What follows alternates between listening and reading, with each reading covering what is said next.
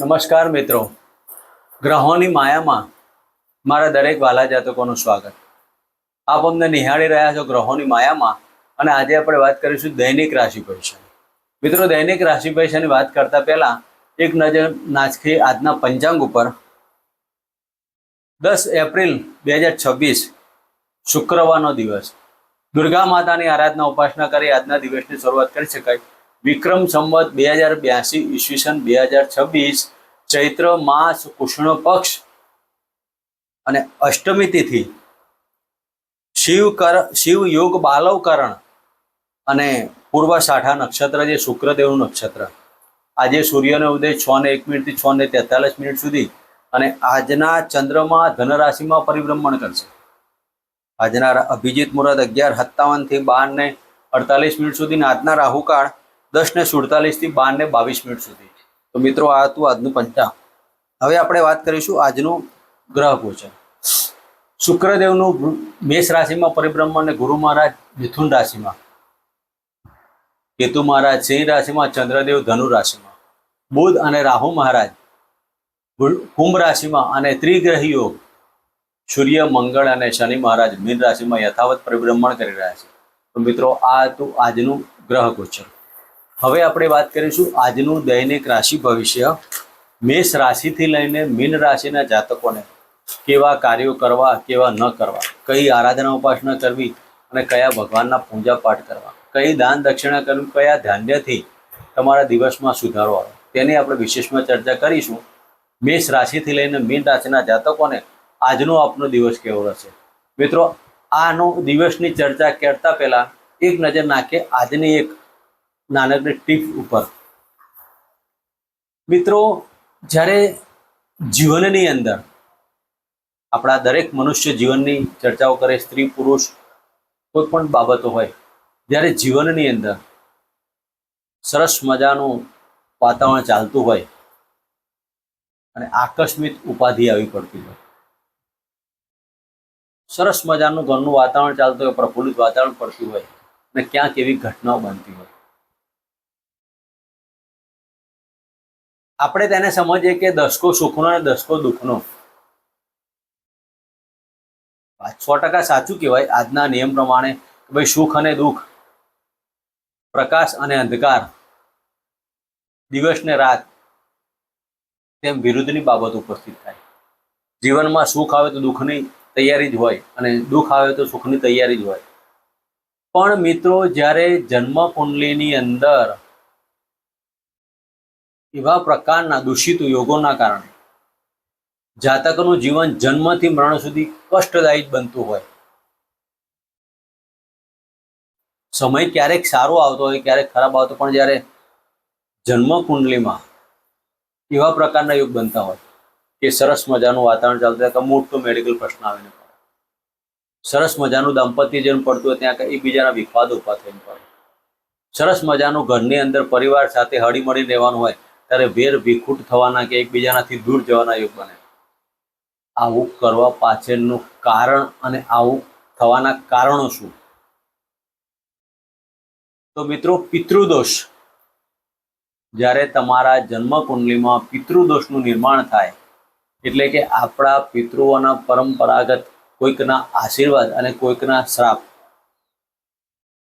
ના કારણે આવી ઘટનાઓ બનતી હોય.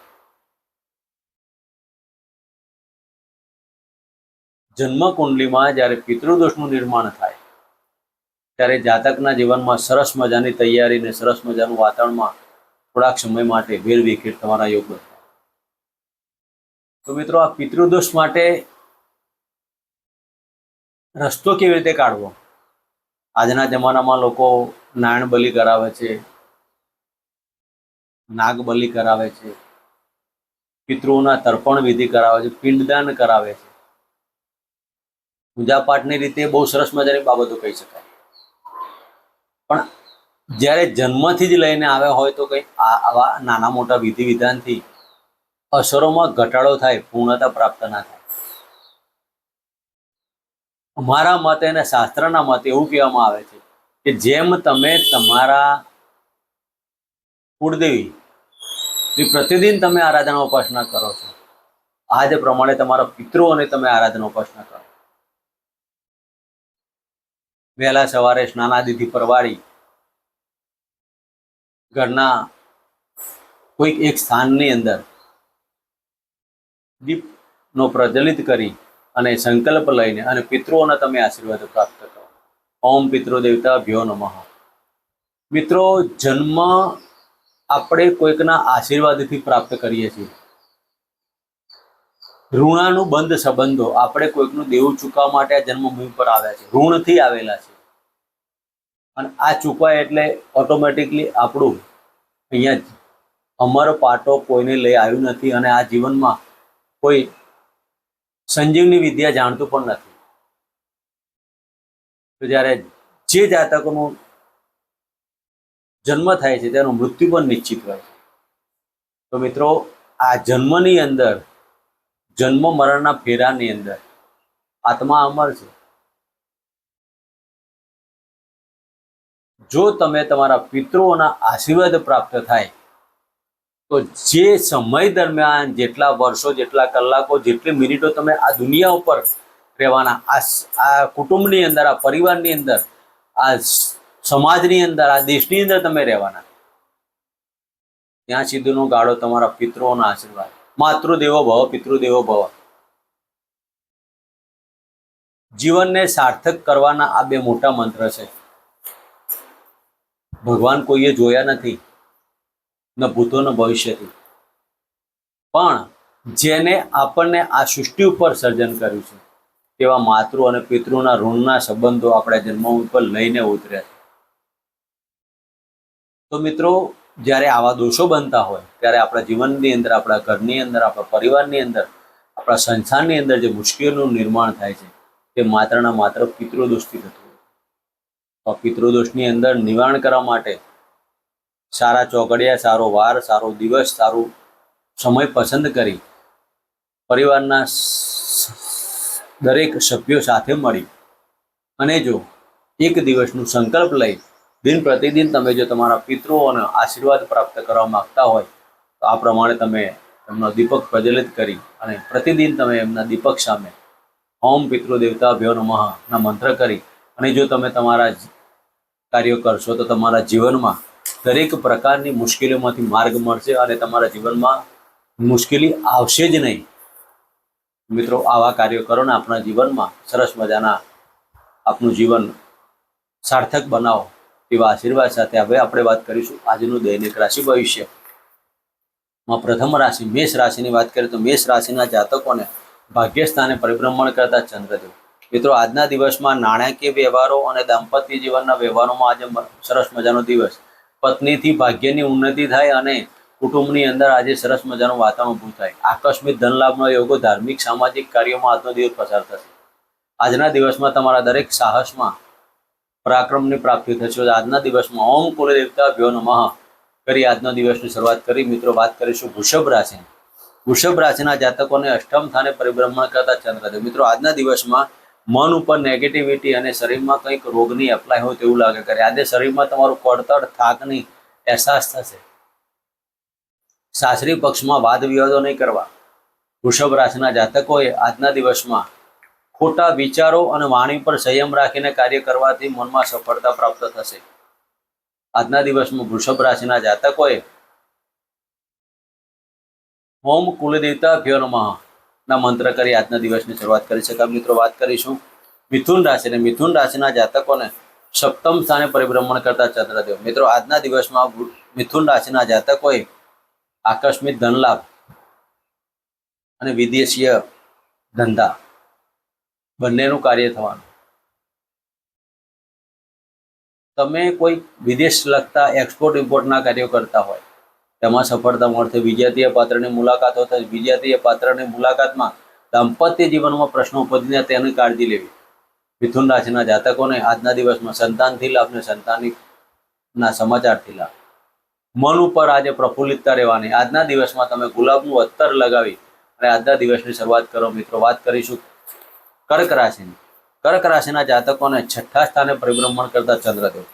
મિત્રો, કર્ક રાશિના જાતકોને નોકરીમાં સફળતા અને આર્થિક પાસું મજબૂત, આવકમાં વૃદ્ધિ થવાના યોગ કહી શકાય.